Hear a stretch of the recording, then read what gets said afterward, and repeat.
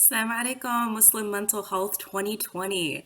My name is Sahar Al-Najjar, and unfortunately, my colleague couldn't join for this presentation that worked with me on this, Ala Saleh from Roosevelt University as well. Both Ala and I are mental health clinicians at Arab American Family Services, and we service marginalized and minority populations at this nonprofit agency to predominantly Arab American communities and other minority communities as well. So, our topic for this year's conference is trauma healing. It's an intersectional approach to integrative health in minority mental health communities. And Ala and I really couldn't find a more timely area to present this with everything going on with the pandemic, both systematically and globally. Minority mental health and intergenerational trauma is something that I study as a graduate student and research with Dr. Elizabeth Vera at Loyola and Ala Saleh at Roosevelt University. And we see it implicated every day within our clients at Arab American Family Services. So when looking at minority mental health and intergenerational trauma, being an immigrant, being a child of immigrant parents, being biracial, and just having these complexities of understanding multiple cultural contexts can truly be a source of stress to many individuals that identify within these minority populations. So, identifying that the reality of historical trauma can get passed down, that's where really the holistic work is put with minority individuals when they address cycles of trauma that have been passed down, whether it's abuse. And for it really, this work goes into future generations and how one can liberate themselves. It's really difficult work, but it can also be very liberating work by the same token. So when we talk about this intergenerational trauma and we talk about minority mental health, we're really not limited to treating mental illness. The reality is we're treating trauma responses, we're treating coping mechanisms, we're treating subconscious programming.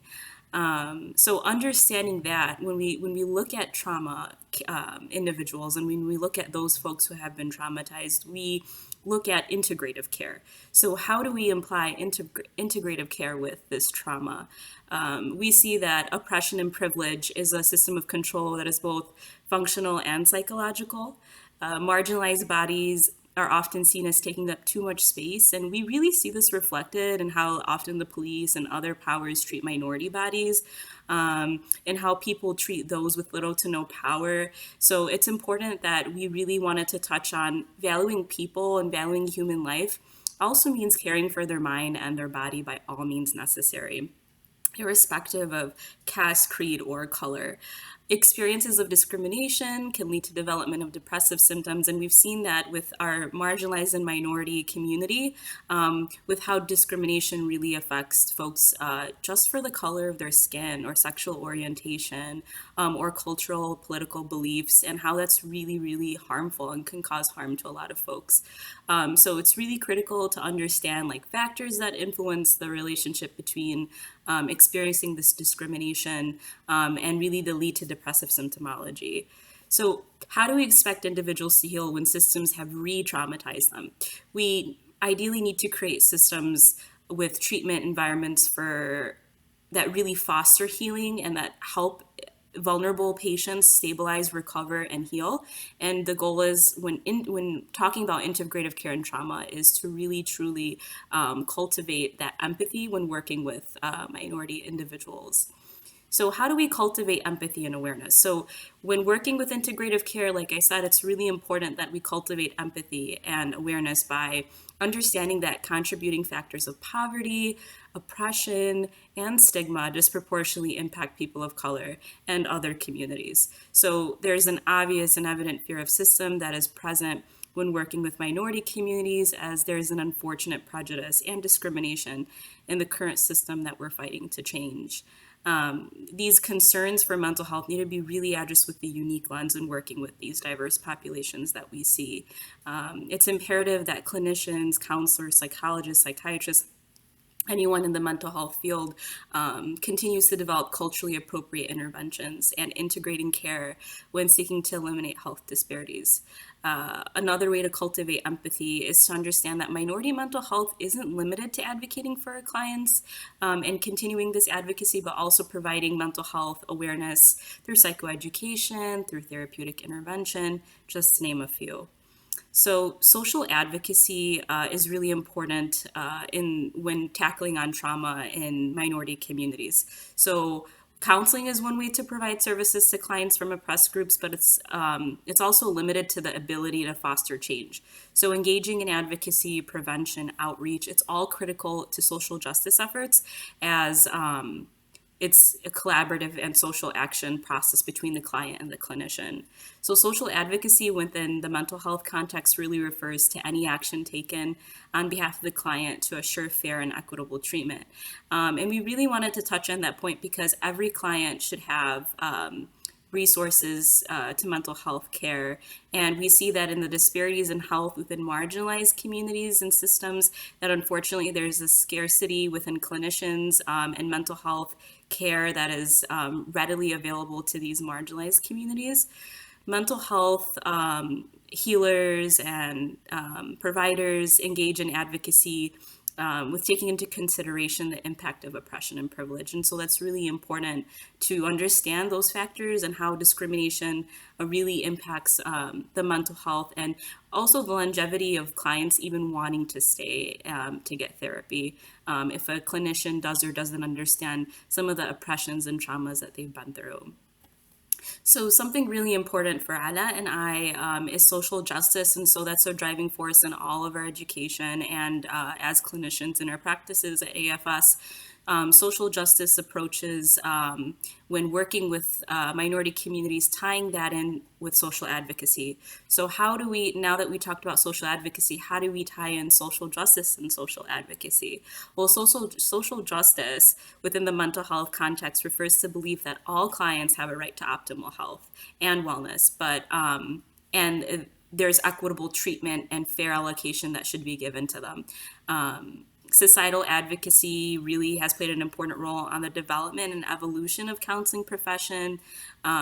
So when we look at this form of social justice and social advocacy with clients, we really look into their mental hygiene. We look into cultural diversity. We look into multicultural competence. And these are all things that a clinician can embody. Cultural humility, all are really, really imperative factors of dealing with a client with optimal care. So now that we talked about social justice, when we talk about social advocacy and mental health issues, we realize that ethnic and minorities experience more social injustices than members of the majority culture. This high level of exposure to social justice really makes these groups vulnerable to unnecessary stress that challenge their mental health and well-being. So while they're frequently being denied mental health and services, we see this that it's at the core of a socioeconomic disparity, and of course language barriers come into play.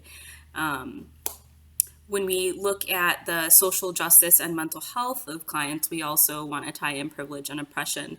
As I stated early on in this presentation, oppression and privilege are really a control that is functional and psychological. And when we look at systems, it's only fair that I bring up George Floyd, Breonna Taylor, and the painful long list of many who have been taken away due to oppression, and these systems that have continually harmed minority and marginalized bodies.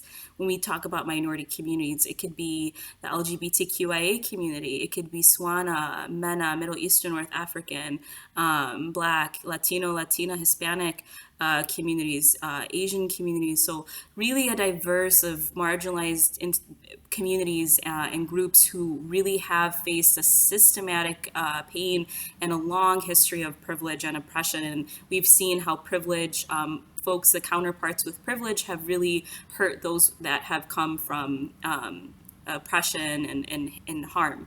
So they involve having access, minority communities involve having access or a lack of power to resources and opportunities And when we see privilege and oppression, we see it manifest itself differently based on multiple intersectional identities. So personal experience, external factors, and level of self-awareness all play a pivotal role when assessing privilege and oppression. So one can have privilege and oppressed status based on race, gender, class, sexual orientation, religious affiliation. As I mentioned earlier, the diversity in minority populations. So looking on social justice approaches, social advocacy, privilege and oppression, all within minority communities, it's really important and for me and Alat to talk about understanding internalized oppression within minority populations. And I find it so important to mention Franz Fanon on liberation, and Paulo Freire on education. So Franz Fanon is a psychiatrist who I dearly look up to and who was almost systematically washed over in our literature for his social justice approaches and advocacy for minority and marginalized bodies and institutions. So both Fanon and Freire describe social contexts characterized by inequality, violence, and oppression.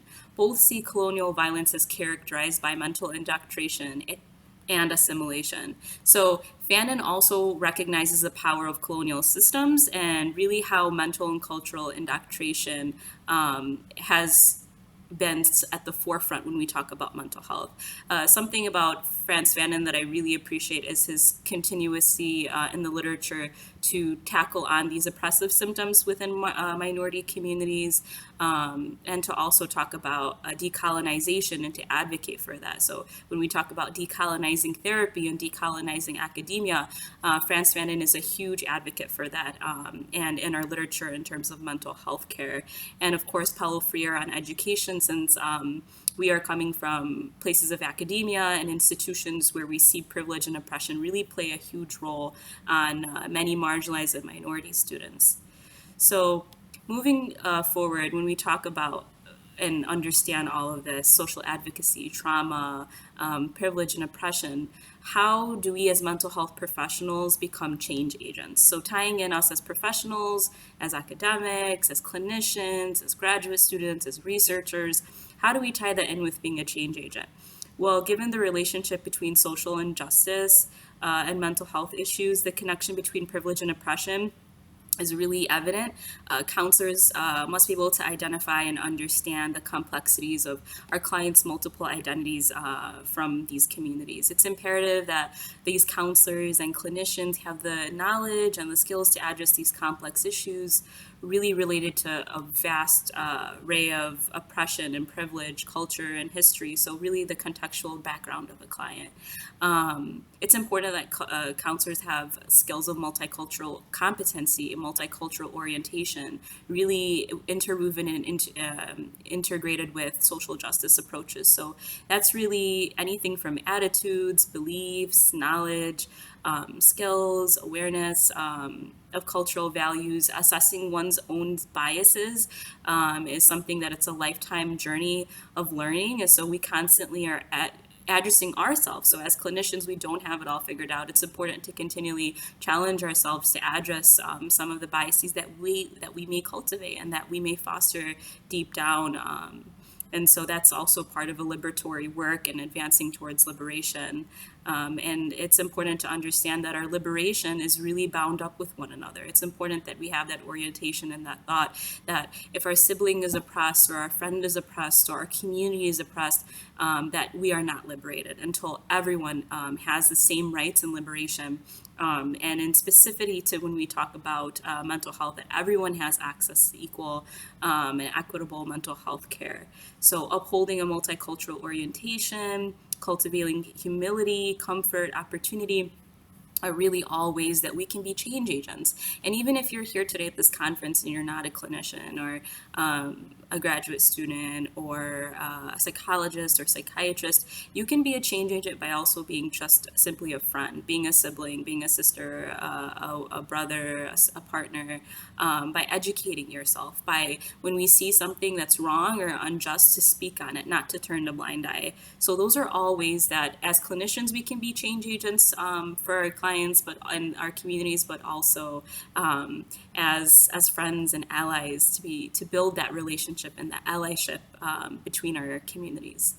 And lastly, these are my references.